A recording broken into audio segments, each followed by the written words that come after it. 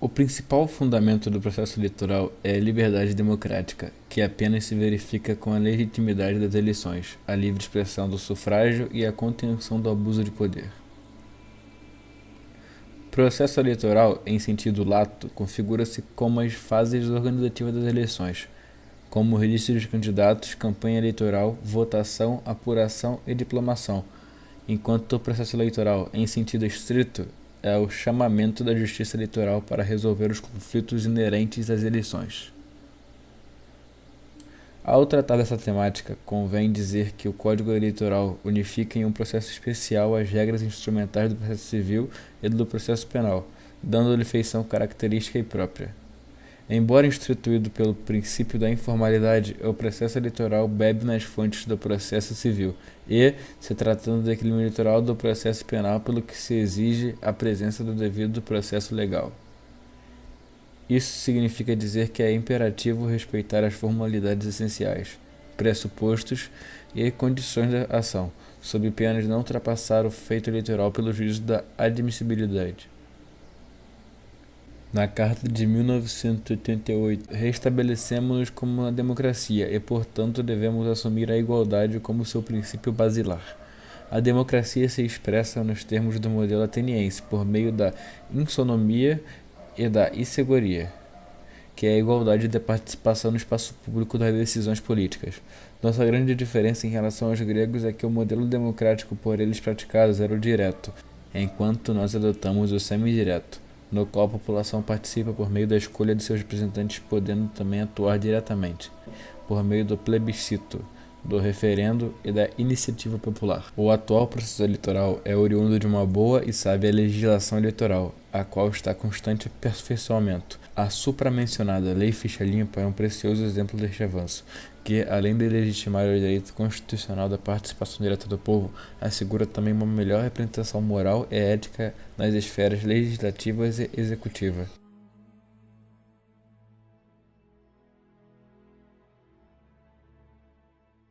Fazendo aqui um trabalho em relação à feira, que está aqui, o Anderson Braga de Menezes. Está falando aqui com o Anderson, esse trabalho técnico de eletrônica.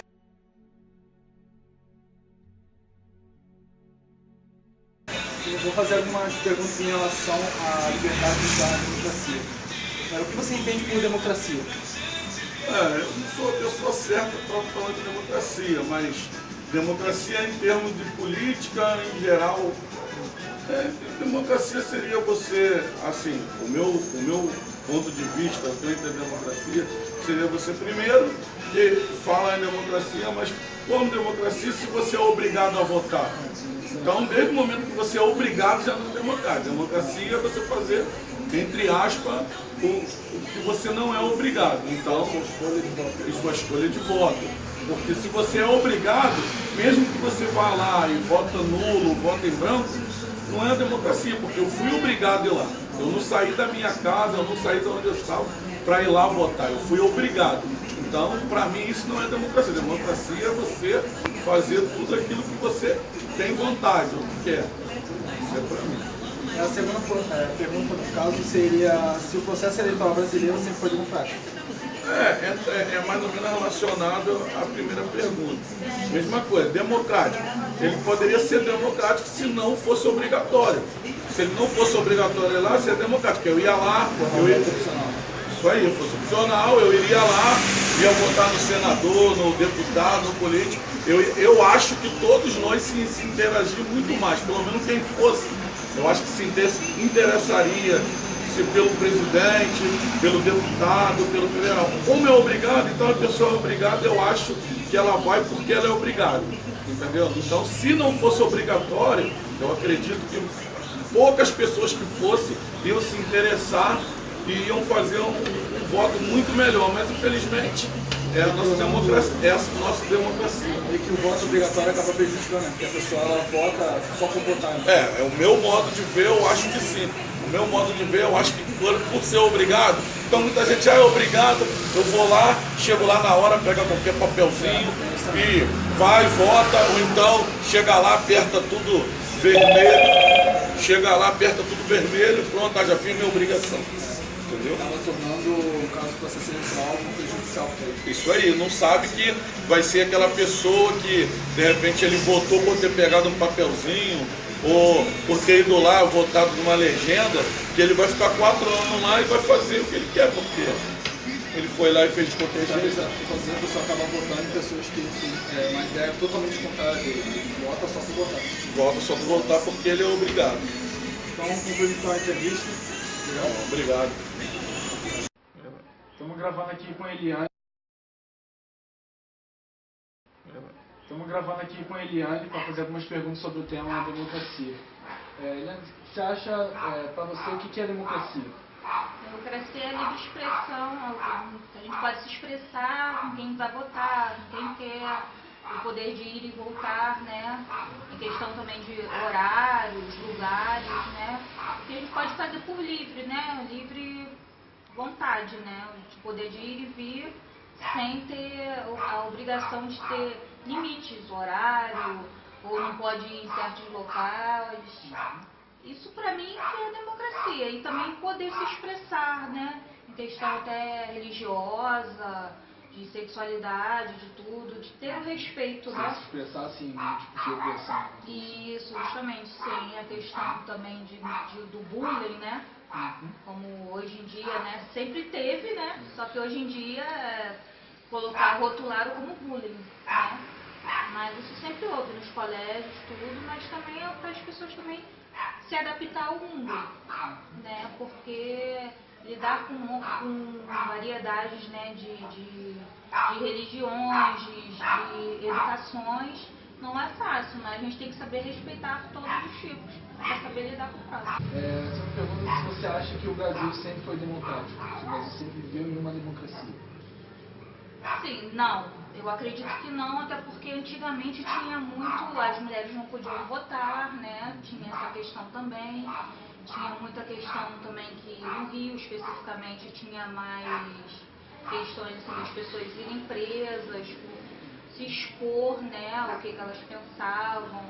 Essa questão também de músicas, até de ouvir certas músicas. E isso é muito repressivo. Porque não podia, né? Até a questão do cigarro, da bebida, de tudo isso tinha que ser até religiosa também, tinha que ser muito, as pessoas tinham que estar dentro de casa, não podia se expor, na verdade, não podia se expor, porque senão podia ser preso, a questão também da raça, né? De cores também. Os principais exemplos que a gente pode citar hoje em dia é o principal voto, que a gente é obrigado a votar. Sendo que a gente vive em uma democracia. Justamente, ontem a gente estava debatendo isso no trabalho, porque é a questão que a gente fica, por que eu obrigado a votar? Entre aspas, nos Estados Unidos é livre, aqui não é porque o povo em geral, não, na verdade, a gente não iria por livre espontânea vontade. A vontade é essa, a gente vai obrigadamente. E aqui também eu acredito que nos eleitos, nas pessoas eleitas também, é nesse ponto também. Porque eu acho que nem a dor faz a pessoa melhorar. Por exemplo, vou dar outro exemplo também, o Lula, a esposa dele faleceu. Nem assim que a esposa faleceu há pouco tempo, ele teve a coragem de tentar, né, ser honesto, né? Mas não, eles continuaram. O poder vem acima de tudo, né? Eles dão esse preferencial ao poder. Mas eu acredito muito que aqui se faz, aqui de uma maneira ou outra a pessoa vai pagar, mas assim, a gente tem que fazer a nossa parte. Tem que olhar para nós e tentar fazer a nossa parte e assim, conversar entre família. O que a gente acha que é melhor, vamos decidir aqui e não ir pela cabeça de muitos. Entendeu? E é assim. Tá, então finalizamos a entrevista.